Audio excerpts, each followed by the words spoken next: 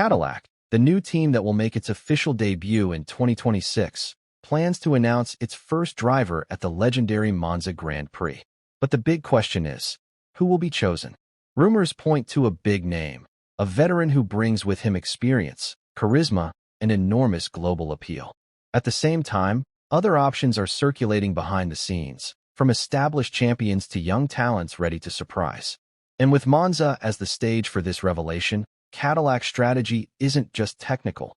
It's also a calculated marketing ploy to enter the sport on the right foot. So stay until the end of the video to not miss any details. Like and subscribe to the channel to never miss any more Formula One news. Cadillac will be the 11th team on the F1 grid, something that hasn't happened since the creation of Haas in 2016. That it's the emergence of an automotive giant, re-emerging with full force on the world's premier motorsport stage. But how is this possible? In March 2025, the FIA and Formula One gave the final go-ahead for the team's entry after Cadillac, backed by GM and TWG Motorsports, proved it met the sporting, technical, and commercial criteria. F1 boss Stefano Domenicali summed up the moment well. GM's commitment to Cadillac demonstrates the evolution of the sport. The FIA, in the words of Ben Sulayem, celebrated a transformative moment for the championship. And it's not just talk. Concrete actions have already been put into action. More than 300 professionals are working tirelessly on aerodynamics, chassis, components, software, and simulation at facilities spread across several locations: Fishers, Indiana; Charlotte, North Carolina; Warren, Michigan; and Silverstone, England. This is the kind of organization that shows this isn't a one-day project. It's a building built to last. And the driving force behind this engine that's about to rocket up the grid? Cadillac has appointed none other than Graham Lodon, a veteran with experience at Virgin, Marussia, and Manor, and officially named team principal in December 2024. He's not alone on this journey to the elite. Russ Oblines heads the GM Performance Power Units, GM subsidiary, responsible for developing Cadillac engines. Although for now they rely on Ferrari power units and transmissions, with plans to manufacture their own engines by the end of the decade, the partnership with Ferrari is already finalized. Power units and gearboxes that will even allow Cadillac to begin developing its own hardware. It's a smart and unhurried move in my opinion.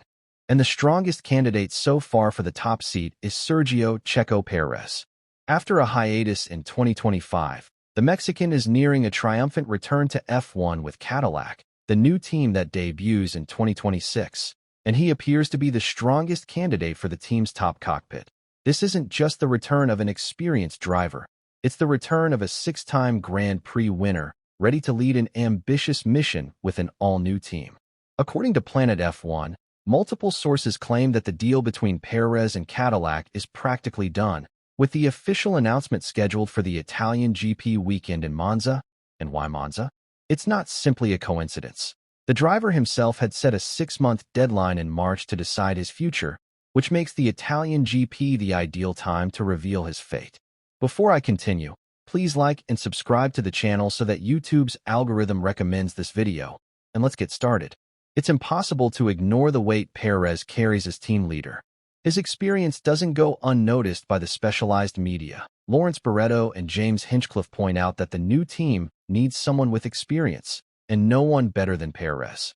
With his skill in developing cars throughout the season, managing tires, and motivating the team to take on that role, Hinchcliffe also places Bottas as a strong candidate on equal footing with Perez due to his experience, but reinforces that Checo understands that the first year will not be about shining, but about building. Since leaving Red Bull at the end of 2024, after a difficult season and the abrupt end of his contract, Perez has made it clear that he would only return to F1 if he found a meaningful project. He wouldn't accept being a reserve driver. In interviews, he's made clear, "I'll only return if the project makes sense and I can enjoy it." This stance further enhances his return to Cadillac. It's as if to say, "I'm back, but at the right time and for the right project." There's an interesting contrast in Cadillac's own perspective. While several outlets claim the deal is ready and imminent, other sources warn that, despite advanced negotiations, no contract has been signed yet. But what about the second wave? On one side, Veterans like Valtteri Bottas, with 10 wins and a solid track record in top teams, offer stability and technical flair, exactly what a debuting team needs. Bottas couldn't hide his excitement. It would be motivating and rewarding to start from scratch and reap the rewards later, he said, as he remains a reserve driver at Mercedes and awaits updates until August. On the other side, there are vectors of youth, the Brazilian Felipe Drugovich, current test driver for Aston Martin. Despite his limited F1 racing experience, Drugovich has demonstrated competence in free practice sessions and testing, accumulating over 9,100 kilometers of experience in simulators and real tracks. His rise in motorsport, crowned by the 2022 Formula 2 title, has given him a solid foundation. Furthermore, his association with Aston Martin since 2022, participating in free practice sessions and tests, has been a springboard for his visibility in F1. He recently replaced Fernando Alonso in a free practice session at the Hungarian Grand Prix, demonstrating his readiness to take on greater responsibilities. Like Crawford, an American who is a standout in F2, he's a strong name in this debate and doesn't hide his desire. If I win or do well in the championship, it would be a missed opportunity not to have an American driver, he stated, noting that the super license points are still at stake, but close to being achieved. And there are still other possible paths. Colton Herta, an IndyCar icon, has market appeal and national stature. His name is on the table, but he faces challenges with super license points still difficult to overcome. And Mick Schumacher, despite having experience and a classic pedigree, he's the son of Michael Schumacher, still faces uncertainty. He's participated in tests and is serving as a reserve driver, but he still needs to show he's ready for a full-time competitive return. And Cadillac itself has already signaled emphatically, nothing will be decided in a hurry, said Graham Lodon, emphasizing that the car and performance will take priority over final choices. Who would you choose to form Cadillac's driver lineup? Let me know in the comments. I'd love to hear your opinion. Because I believe that Cadillac will not enter F1 just to complete the grid. They want to get there to really compete.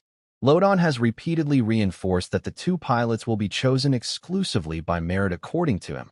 Cadillac has been in talks with 6, 8, or more names, all with experience or promising players with a history in lower categories. This is exactly the mix they're looking for. Veterans who bring experience and new talent who can grow with the team. The team doesn't want to rush. Decisions must be made at the right time. And the Italian Grand Prix, in the legendary racetrack Monza National, is the perfect setting for Cadillac to turn anticipation into a bombshell announcement. For Cadillac, choosing this moment is a masterstroke. Monza offers maximum visibility. It's the speedway, the heart of millions of fans in Italy and around the world. By announcing there, the team captures the spotlight, with cameras, social media, and millions of eyes. But tell me, what did you think of this video? Leave a comment below. I'd love to hear your thoughts. And be sure to like and subscribe to the channel so you don't miss a thing.